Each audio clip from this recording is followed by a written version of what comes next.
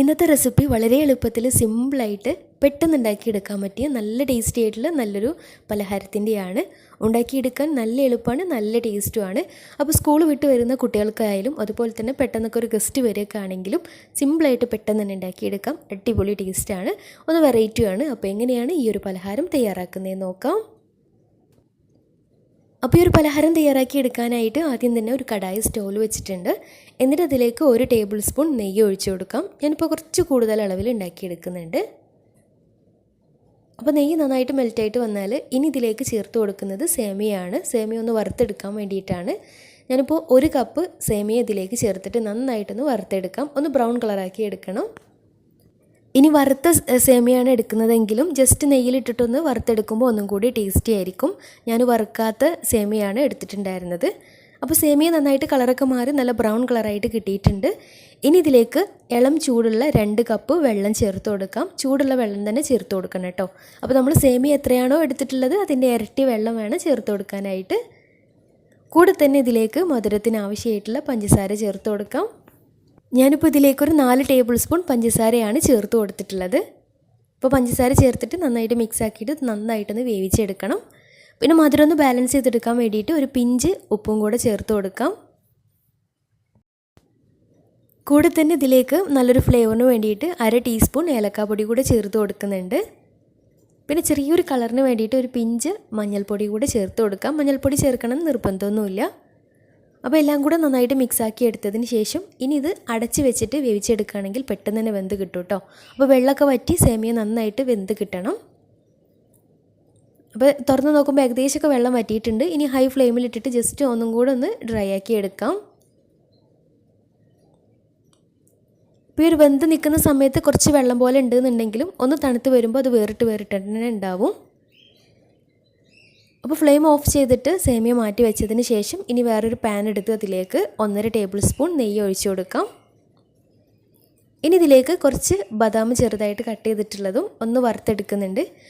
അത് ഏകദേശം ആയി വരുന്ന സമയത്ത് ഇതിലേക്ക് കുറച്ച് ഉണക്കമുന്തിരി കൂടി ചേർത്തിട്ട് നന്നായിട്ടൊന്ന് വറുത്തെടുക്കാം. അണ്ടിപ്പരിപ്പ് ഉണ്ടെങ്കിൽ അണ്ടിപ്പരിപ്പ് ചേർത്ത് കൊടുത്താലും മതിയാവും. ഇടയ്ക്കൊന്ന് കടിക്കാൻ വേണ്ടിയിട്ടാണ് നട്ട്സ് ചേർത്ത് കൊടുക്കുന്നത്. കയ്യിലുണ്ടെങ്കിൽ ചേർത്ത് കൊടുക്കാം. അപ്പോൾ നട്ട്സൊക്കെ നന്നായിട്ട് റോസ്റ്റായിട്ട് കിട്ടിയാൽ ഇനി പാനിൽ നിന്ന് മാറ്റാം. ഇനി ഇതേ പാനിലേക്ക് തന്നെ അത്യാവശ്യം നല്ല വലുപ്പത്തിലുള്ള ഒരു നേന്ത്രപ്പഴം ഇതുപോലെ ചെറുതായിട്ട് കനം കുറഞ്ഞ് അരിഞ്ഞിട്ട് ഇതിലേക്ക് ചേർത്ത് കൊടുക്കാം. നെയ്യ് കുറവുണ്ടെന്നുണ്ടെങ്കിൽ കുറച്ച് നെയ്യ് ചേർത്ത് കൊടുക്കുകയും ചെയ്യാം കേട്ടോ. ഇനി ഇത് ഒരുപാട് പഴുത്തു പോയിട്ടുള്ള പഴം ആവരുത്, ഉടഞ്ഞു പോവുകയും ചെയ്യരുത് കേട്ടോ. അപ്പോൾ ഇതുപോലെ പരത്തി വെച്ചിട്ട് ഒന്ന് ഹൈ ഫ്ലെയിമിലിട്ടിട്ട് ഇതുപോലെ വേവിച്ചെടുക്കണം. ഉടഞ്ഞു പോവാതെ വേണം വേവിച്ചെടുക്കാൻ വേണ്ടിയിട്ട്. ഇതുപോലെ ചെറുതായിട്ട് കട്ട് ചെയ്തിട്ട് പരത്തി വെച്ചിട്ട് ഇതുപോലെ ഫ്രൈ ചെയ്തെടുക്കുകയാണെങ്കിൽ ഉടഞ്ഞു പോവുകയൊന്നുമില്ല. അപ്പോൾ നന്നായിട്ട് കളറൊക്കെ മാറി നന്നായിട്ടൊന്ന് വഴന്ന് കിട്ടണം. അപ്പോൾ ഇതുപോലെ ആയതിനു ശേഷം ഇതും വേറൊരു ബൗളിലേക്ക് മാറ്റാം. ഇനി അതേ നെയ്യിലേക്ക് ചെറിയൊരു മുറി തേങ്ങ ഇതിലേക്ക് ചേർത്ത് കൊടുത്തിട്ടുണ്ട്. ചിരകി എടുത്തിട്ടുള്ള തേങ്ങ ചേർത്ത് കൊടുക്കാം. തേങ്ങയൊക്കെ നിങ്ങളുടെ ഇഷ്ടത്തിനനുസരിച്ച് ചേർത്ത് കൊടുക്കാം. തേങ്ങ കൂടുതലുണ്ടായാൽ കൂടുതൽ ടേസ്റ്റി ആയിരിക്കും.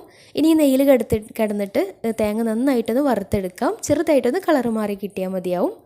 വറുത്തെടുക്കുന്ന സമയത്ത് ഇതിലേക്ക് ഒരു 2 ടേബിൾ സ്പൂൺ പഞ്ചസാര കൂടി ചേർത്ത് കൊടുക്കുന്നുണ്ട്. തേങ്ങ വറുക്കുന്ന സമയത്തും നെയ്യ് കുറവുണ്ടെങ്കിൽ കുറച്ച് നെയ്യ് ചേർത്ത് കൊടുക്കാം. എനിക്ക് ഓൾറെഡി നെയ്യ് ഉണ്ടായിരുന്നു, ഞാൻ വേറെ നെയ്യൊന്നും ചേർത്ത് കൊടുത്തിട്ടുണ്ടായിരുന്നില്ല. അപ്പോൾ തേങ്ങ ഏകദേശം ആയി വരുന്ന സമയത്ത് ഇതിലേക്ക് ഒരു പിഞ്ച് ഏലക്കാപ്പൊടി കൂടെ ചേർത്ത് കൊടുക്കാം. ഏലക്കാപ്പൊടി കൂടെ ചേർത്ത് നന്നായിട്ട് മിക്സാക്കി എടുത്തതിന് ശേഷം നമ്മൾ നേരത്തെ വേവിച്ച് വെച്ചിട്ടുണ്ടായിരുന്ന സേമിയ ഇതിലേക്ക് ചേർത്ത് കൊടുക്കാം. കട്ടയായിട്ട് പോയിട്ടുണ്ടെന്നുണ്ടെങ്കിൽ ജസ്റ്റ് പിന്നെ ചട്ടകം വെച്ചിട്ടൊന്ന് ഇളക്കി മാറ്റിയെടുത്തതിന് ശേഷം ഇതിലേക്ക് ചേർത്ത് കൊടുക്കാം. പിന്നെ ഇതിലേക്കിട്ട് മിക്സാക്കി എടുക്കുന്ന സമയത്തായാലും വേറിട്ട് തന്നെ ഉണ്ടാവും. അപ്പോൾ നന്നായിട്ട് മിക്സാക്കി എടുത്തതിന് ശേഷം ഇനി നേരത്തെ മാറ്റി വെച്ചിട്ടുണ്ടായിരുന്ന പഴം കൂടെ ഇതിലേക്ക് ചേർത്തിട്ട് നന്നായിട്ട് മിക്സാക്കി എടുക്കാം. അപ്പോൾ കുറച്ച് സമയം ലോ ഫ്ലെയിമിലിട്ടിട്ട് എല്ലാം കൂടെ നന്നായിട്ടൊന്ന് മിക്സാക്കി എടുക്കണം. അപ്പോഴാണ് നല്ല ടേസ്റ്റ് ഉണ്ടാവുക.